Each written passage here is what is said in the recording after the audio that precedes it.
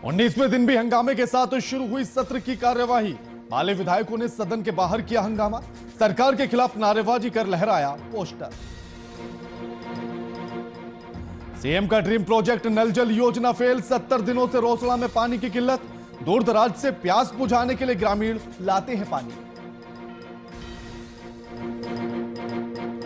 धनबाद के रणधीर वर्मा चौक पर धरना जारी, बीजेपी ने दिया एक दिवसीय धरना, हेमंत सरकार को घेरने की कोशिश।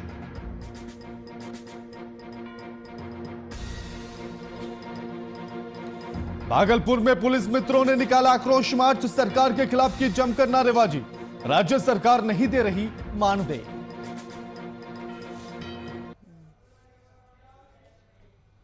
नमस्कार, मैं आपके साथ के राणा, वीआईपी न्यूज देख रहे हैं आप। स्वागत है आप सभी का बिहार झारखंड बुलेटिन में। बड़ी खबर के साथ बुलेटिन की शुरुआत करेंगे मुजफ्फरपुर से। बड़ी खबर आपकी टीवी स्क्रीन पर, बिहार युवा सेना ने कलेक्ट्रेट में दिया धरना। मुजफ्फरपुर से बड़ी खबर, बिहार युवा सेना ने कलेक्ट्रेट में धरना दिया,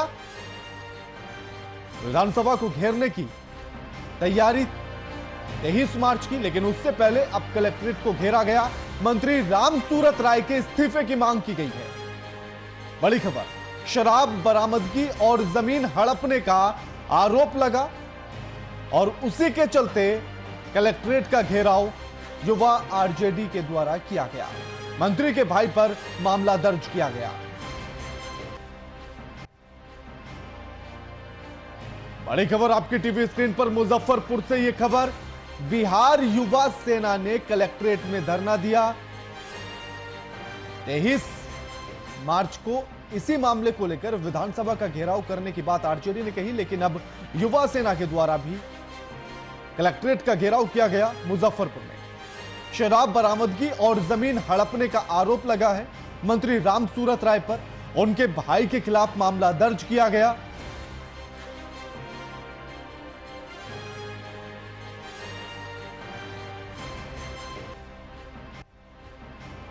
और मंत्री से इस्तीफे की मांग की गई। इस खबर पर हमारे साथ हमारे संवाददाता शिव शंकर झा फोन लाइन पर जुड़ गए हैं। शिव, बिहार युवा सेना ने कलेक्ट्रेट का घेराव किया है और मंत्री रामसूरत राय के इस्तीफे की मांग की है, पूरी जानकारी क्या कुछ, स्थिति क्या कुछ? जी बता दूं राणा कि ये बिहार युवा सेना के द्वारा लगातार चौथे पांचवा दिन से हर तरह के के द्वारा क्या बोलते हैं बंधन के द्वारा है। आज बिहार युवा सेना के द्वारा जब तक इससे बर्खास्तगी नहीं होगी नीति इनकी रामसूरत राय की, तब तक लगातार इनकी धरना प्रदर्शन और ये पटना तक सदन तक जाने की बात कर रहे हैं। जी बिल्कुल, शुक्रिया आपका हमारे साथ ये तमाम बातचीत करने के लिए।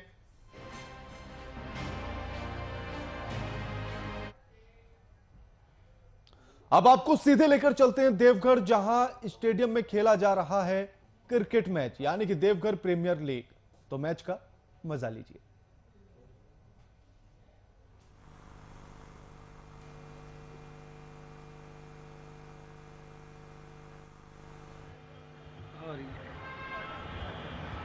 राहुल चौधरी के सामने शिवम कुमार बॉल पे किया तब तो बोलेंगे रिस्पॉन्सिबल लिस्ट हुआ कहाँ है, मॉर्निंग बर्बाद कर देंगे मरने के लिए छोड़ रहा है।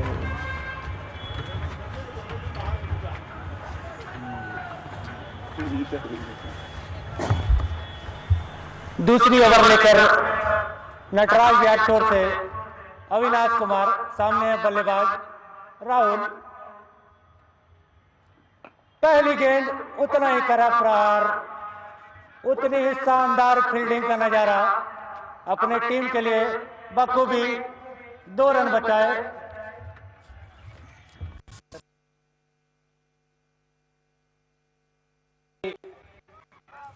क्षेत्र रक्षण का नजारा, बखूबी अपनी टीम के लिए 2 रन बचाए। दूसरी गेंद उतना ही अच्छा प्रहार और गेंद सीमा रेखा के बाहर, निर्णायक का इशारा, 4 रन। अच्छी गेंदबाजी, उतनी ही अच्छी बल्लेबाजी, उतना ही अच्छा खेल चलता हुआ pink panther versus yellow tiger के बीच मैं आपको बता दूं इन दोनों का आज आखिरी मैच।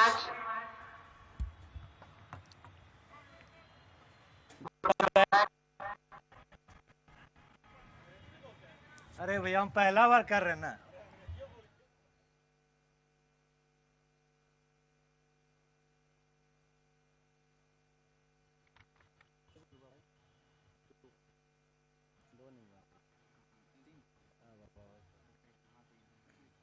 दूसरी ओवर की चौथी बॉल लेकर अच्छी गेंद और पहला विकेट गिरता हुआ येलो टाइगर का राहुल चौधरी के रूप में। शानदार गेंदबाजी, उतनी अच्छी कीपिंग का नजारा गौरव के द्वारा। मैं आपको बता दूं, देवघर प्रीमियर लीग को सफल बनाने में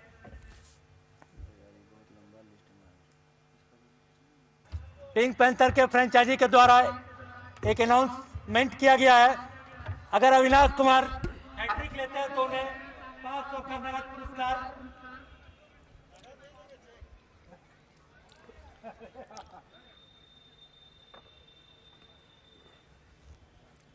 देवघर डीपीएल की शुरुआत हो चुकी है और जिस तरीक़ा से मैच में जो नज़ारा देखने को मिल रहा है, येलो टाइगर्स ने अपने 2 विकेट शुरुआती दौर में ही गंवा चुके हैं और पिंक पैंथर के टीम में कह सकते हैं एक जोश देखने को मिल रहा है। और जिस तरीक़ा से बाकायदा साफ तौर पे देखा जा सकता है कि येलो आज उतने फॉर्म में नहीं नज़र आ रहे हैं क्योंकि इनका एक आखिरी मैच है आज।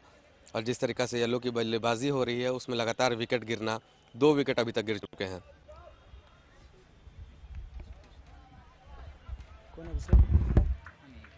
और नए बल्लेबाजी के लिए आए हैं अभिषेक।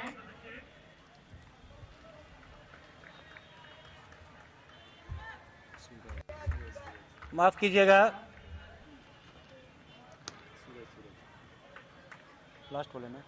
दूसरी ओवर की आखिरी गेंद, सामने है बल्लेबाज सूरज, काफी खतरनाक बल्लेबाज।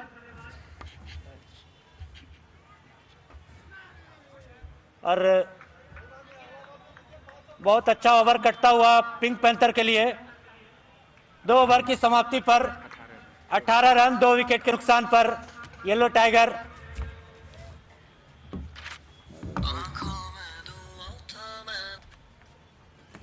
हेलो। हाँ हम यहाँ कमेंट्री कर रहे हैं। हाँ यहाँ तो हम देख रहे हैं, कमेंट्री कर रहे हैं। आशुतोष बैटिंग नहीं है।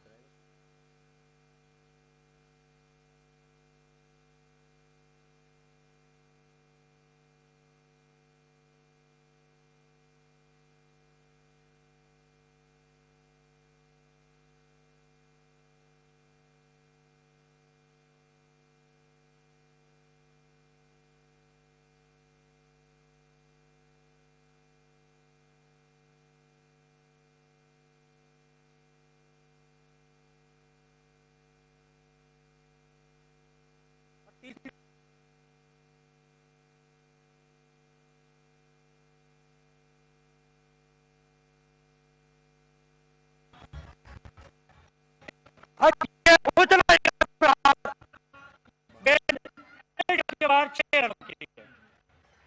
6 रन की बढ़ता हुआ स्कोर 24-2। अगली खबर का रुख करेंगे सत्र यानी कि विधानसभा का सत्र और विधानमंडल में बजट सत्र के दौरान एक बार फिर से छात्रों को विधान परिषद में कार्यवाही देखने के लिए आमंत्रित किया गया। बिहार में जब भी विधानसभा में सत्र चलता है उस दौरान बिहार के अलग अलग स्कूलों के बच्चे सदन की कार्यवाही देखने आते हैं। हालांकि कोरोना काल को देखते हुए कुछ गाइडलाइंस जारी की गई हैं। लॉकडाउन के बाद पहली बार विधान परिषद की कार्यवाही देखने के लिए निजी स्कूल की छात्राएं परिषद की कार्यवाही देखने पहुंची।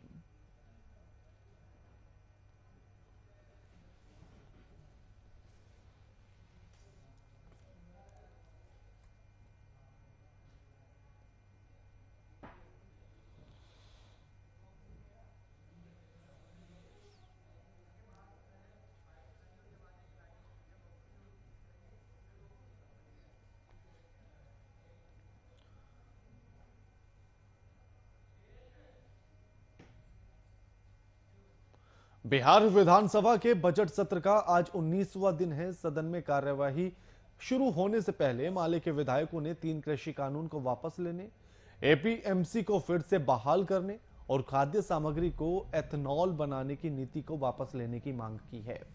साथ ही मांग को लेकर विधानसभा के बाहर जमकर नारेबाजी की गई, पोस्टर लहराया गया। आरजेडी के विधायकों ने बिगड़ती कानून व्यवस्था, पेट्रोल डीजल के दाम और महंगाई के विरोध में सदन के बाहर नारेबाजी की। विधानसभा से विपक्ष के हंगामे के बाहर की जो तस्वीरें हैं वो हम आपको दिखा रहे हैं आपके टीवी स्क्रीन पर।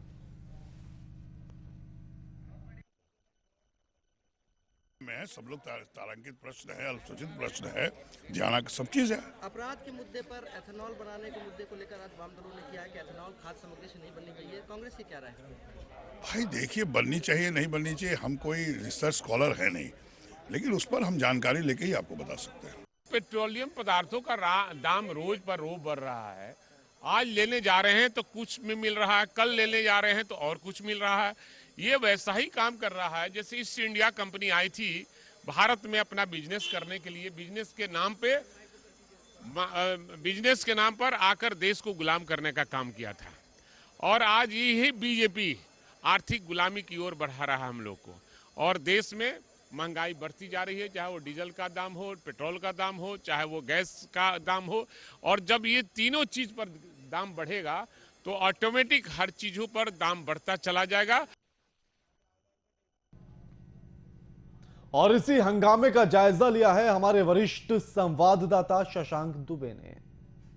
कृषि कानून की वापसी को लेकर और सबसे बड़ी बात खाद्य पदार्थों से एथेनॉल बनाने को लेकर माले ने यहाँ पर प्रदर्शन किया है। हमारे साथ माले के विधायक हैं, क्या मामला है? देखिए, हमारी मांग है कि पूरी दुनिया के अंदर सबसे लंबा आंदोलन, सबसे बड़ा आंदोलन किसान आंदोलन आज हिंदुस्तान में चल रहा है। किसानों की मांग है कि कृषि कानून जो 3 बने हुए हैं, जिसको बिना बहस किए, बिना कोई बात सुने किसी का जबरदस्ती ला दिया गया, उसको वापस लिया जाए। बिहार में एपीएमसी और बाजार समिति को दोबारा से चालू किया जाए। और साथ ही साथ एक जो सरकार नया पैतरा लेकर के आई है कि हम बिहार में रोजगार पैदा करेंगे इथेनॉल बना करके। हमारा ये कहना है कि जो देश, जो राज्य इतनी गरीबी और भुखमरी को झेल रहा है, जहां अभी हमने सुना कि 5 लोगों की मौत, 5 लोगों ने सुसाइड कर लिया, तो भुखमरी से लोगों ने सुसाइड कर लिया। तो जहां भुखमरी से इतनी मौतें हो रही है, वहां आप खाद्य सामग्री का अखाद्य इस्तेमाल आप नहीं कर सकते हैं। आप मक्का से गेहूं, चावल, जौ, बाजरा, ज्वार, इन सब से अगर आप दारू बनाने लगेंगे, इन सब से अगर आप पेट्रोल बनाने लगेंगे, तो ये भुखमरी का आलम और बढ़ता जाएगा। इसलिए सरकार से हम कहेंगे कि आप कृषि कानूनों को वापस करने का प्रस्ताव केंद्र सरकार को भेजिए, और साथ ही साथ बिहार में इथेनॉल बनाने का जो आपकी प्लानिंग है उसको वापस लीजिए। और तमाम बहुत सारे मुद्दे हैं जिनको लेकर ये लोग यहाँ पर आए हुए हैं। जैसे अभी तो बात हुई है कि खाद्य पदार्थों का एथेनॉल बनाने, बताइए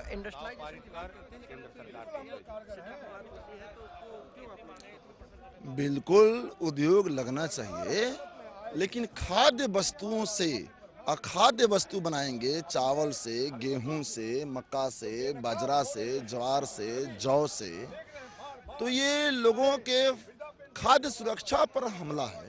जब बिहार में आज भी 57% नवयुवतियां खून के कमी के रोग एनीमिया के चपेट में हैं, 5 साल से कम उम्र के बच्चे कुपोषण के शिकार हैं, तो इस तरीके से खाद्य वस्तुओं का इस्तेमाल खाद्य वस्तु बनाने में नहीं करना चाहिए। सवाल ये है, ये फूड सिक्योरिटी पर लोगों की रोटी छीन करके, लोगों के जीवन को मार करके आप किसी उद्योग की बात कर रहे हैं। तो ये थे माले के विधायक, और इनका कहना है कि जो खाद्य पदार्थों से एथेनॉल बनाने की प्रोसेस बिहार में चल रही है पूरी तरह से सही नहीं है, क्योंकि बिहार के अंदर भुखमरी है और बिहार के अंदर काफ़ी ज़्यादा गरीबी है। इसमें अनाज का ये दुरुपयोग होगा और कहीं ना कहीं इससे जो लोगों के बीच में है, जो लोगों को खाद्य सामग्री मिलनी चाहिए वो यहाँ पर कम लोगों को उपलब्ध हो रही है, लोग भूखों से मर रहे हैं, और ऐसे में एथेनॉल बनाकर लोग कहीं ना कहीं अनाज का दुरुपयोग करेंगे। और कृषि कानून की बात भी उन्होंने उठाई है और उन्होंने कहा है कि तीनों कृषि कानून वापस होने चाहिए। पटना के विधानसभा परिषद से बेरोजगारी मामले पर सूबे की विपक्ष पार्टी बीजेपी अब फ्रंट फुट पर आ गई है। धनबाद के रणधीर वर्मा चौक पर बीजेपी ने एक दिवसीय धरना देते हुए हेमंत सरकार को घेरने का काम किया है। वहीं नेताओं ने हेमंत सरकार विरोधी नारे लगाते हुए सरकार को चेतावनी देते हुए नजर आए। इस दौरान झरिया विधायक रागिनी सिंह ने इस मामले में अपनी प्रतिक्रिया दी है।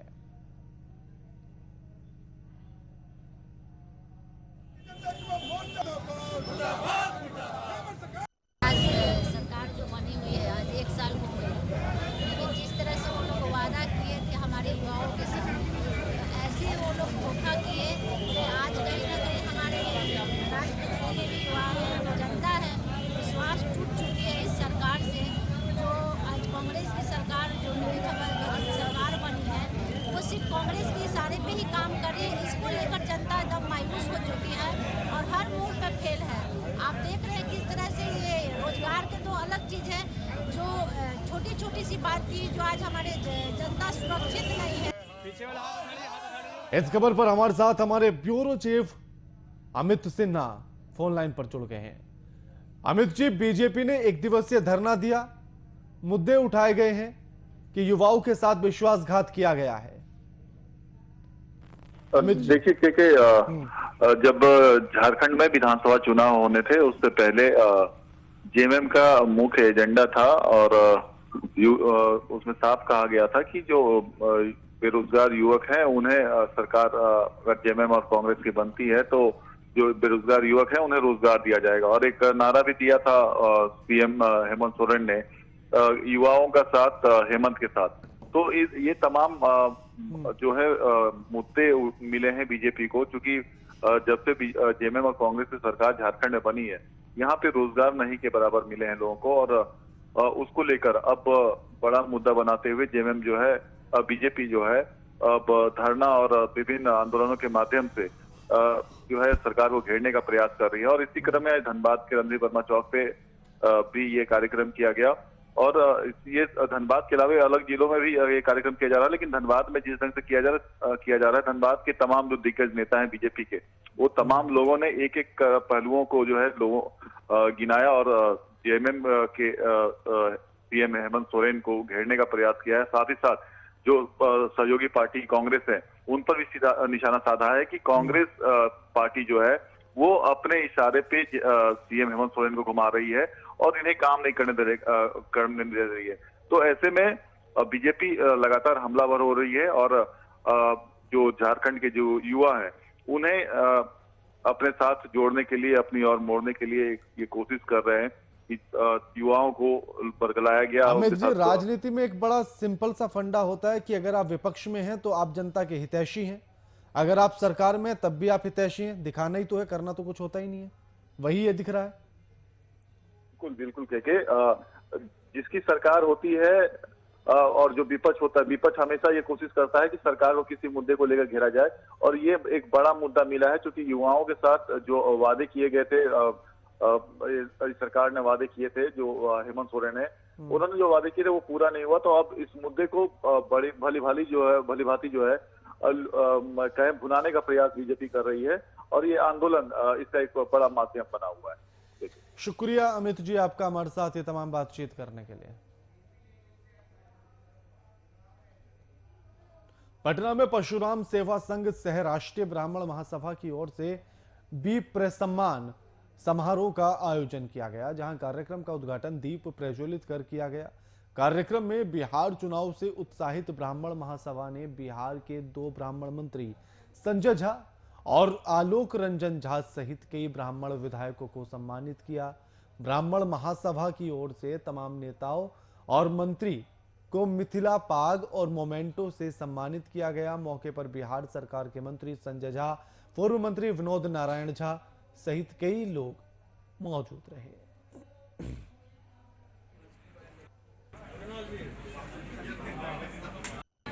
विप्र बंधु जीते, ब्राह्मण बंधु जीते, इनको उसी में मैं भी एक हूँ। मैंने ये चुनाव जीता और 2 मंत्री हमारे साथ बैठे हैं, संजय झा जी और आलोक रंजन झा जी, और पूर्व मंत्री देवेश चंद्र ठाकुर जी हैं और कई विधायक दिलीप जी और सुनील मणि तिवारी, अमरेंद्र पांडे जी, दिलीप चौधरी जी, पूर्व विधान पार्षद, सब लोग हम लोग उपस्थित हुए हैं।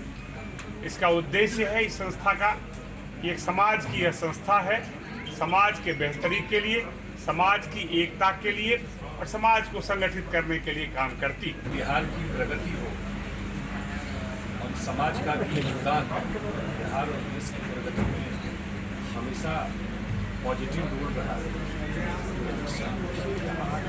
सबको साथ लेके चलने वाला समाज और हम लोग इस कार्यक्रम में बुलाया है। समाज के जो करता धरता है, जो आयोजक है, उनको भी धन्यवाद। दरियापुर थाना क्षेत्र के खानपुर गांव में शॉर्ट सर्किट की वजह से आग लग गई, जिसमें 2 घर शॉर्ट सर्किट की चपेट में आ गए हैं। आनन फानन में स्थानीय लोगों ने बिजली की आपूर्ति को बंद कराया, जिसके बाद मौके पर पहुंची फायर ब्रिगेड ने आग पर काबू पाया। इस मामले में अंचल पदाधिकारी ने बताया कि राजस्व कर्मचारियों को जांच कर रिपोर्ट देने का निर्देश दिया गया, जहां रिपोर्ट के बाद पीड़ित परिवारों को आवश्यक सहायता उपलब्ध करा दी जाएगी।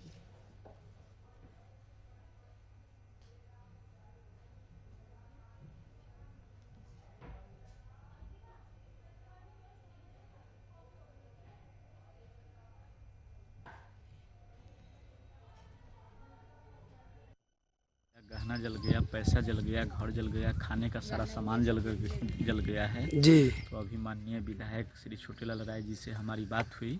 आपको बात हुई है? जी, खुद वो आएंगे और हम लोग सीईओ से भी बात किए हैं और कर्मचारी महोदय आ रहे हैं मोहन राम, रिपोर्ट करेंगे और जो भी आपदा प्रबंधन विभाग से इनको सहायता राशि अभी तत्काल दिलवाया जाएगा और विधायक जी अपने स्तर से भी सहयोग करेंगे और हम लोग भी अभी खाने पीने की जो सामान है, आवश्यक खाद्य सामग्री पूरे परिवार के लिए उपलब्ध कराएंगे। देखिए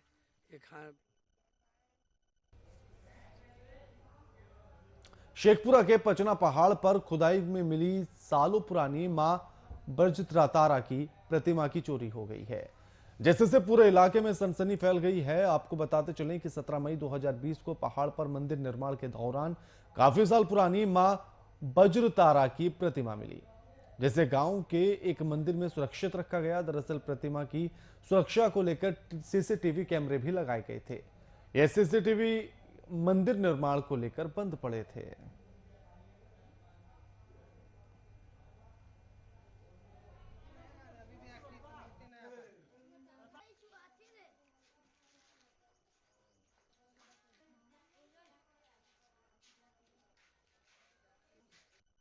कितना कीमती था नहीं था वो तो हम नहीं बता सकते, मगर मूर्ति तो हमारा चोरी यहाँ हुआ है।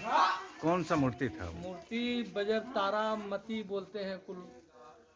कहाँ से निकली थी मूर्ति? पहाड़ पर पहाड़ी बाबा का बोलते थे, वहाँ पर उनको मंदिर बनाने के लिए दावा खोदल जा रहा था। तो 3 फीट के लमसम में वो दावा खुदाई हुआ, उसमें मूर्ति निकला। तो वहाँ से प्रशासन बोला यहाँ पर से मूर्ति कहीं बढ़िया जगह सेपरेट जगह ले जाओ। तो मूर्ति यहाँ पर आके प्रशासन आकर देखें कि मंदिर है, इसमें रख सकते। तो बोला हाँ यहाँ तो बढ़िया जगह है, रख सकते हैं। तो ही यहाँ पर रखे हैं और बाकी लोग देखभाल करिए रहे थे। अवतार नगर थाना क्षेत्र के डुमरी जुआरा चमवर से बिहार पुलिस ने एक सब इंस्पेक्टर का शव बरामद किया है। वहीं घटनास्थल से लोहे की रॉड भी बरामद की गई। हालांकि हत्या के कारण और हत्यारों के बारे में अभी तक कुछ पता नहीं लगा है। पुलिस ने शव को पोस्टमार्टम के लिए अस्पताल भेज दिया और मामले की छानबीन में पुलिस जुट गई है, यानी कि एक सब इंस्पेक्टर का शव मिला है। घटनास्थल पर शव के पास रॉड भी मिली है।